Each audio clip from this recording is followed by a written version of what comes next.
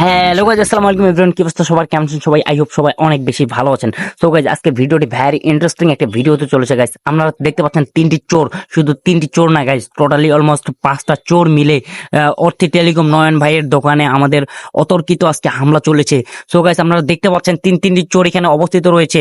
এর মধ্যে একজন পালিয়ে গেছে, একজন এই পর্যন্ত ভিতরে রয়েছে। তো তারা অলরেডি জানা গেছে যেটা, সেটা হচ্ছে যে প্রায় 150+ অ্যান্ড্রয়েড ফোন তারা চুরি করেছে। যদি আপনি 10,000 টাকা করে ধরেন, তবুও দেখা যাচ্ছে গাইজ 15 লক্ষ টাকার মোবাইল তারা বস্তা বন্দি করেছে।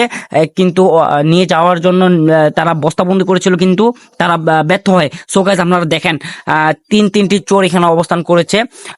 অলরেডি একজন ভিতরে রয়েছে, তাকে বের করানোর জন্য ভিতরে পুলিশ গেল, আবার আরো কয়েকজন গেল।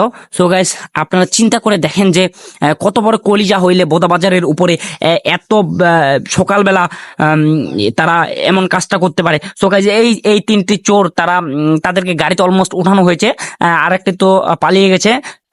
আর আরেকজন কাকে বের করানো হচ্ছে গাইস। আমরা তাকে বের না করা পর্যন্ত গাইস আমরা দেখবো। সে ভিতরে এই পর্যন্ত জামাই বাবুর মতো রয়েছে, তাকে পুলিশ গেছে ভিতরে তাকে আনানোর জন্য।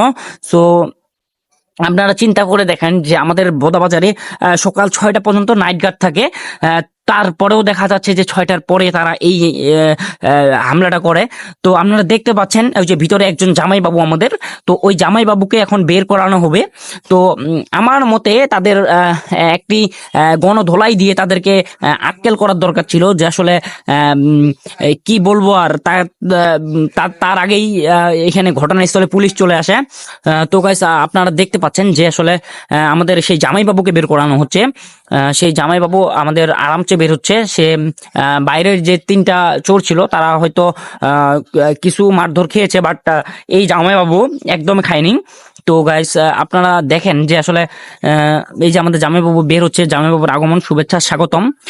তো কত বড় কলিজা হইলে আসলে বোদাবাজারের উপরে এত সকালবেলা তারা চুরি করতে পারে গাইস।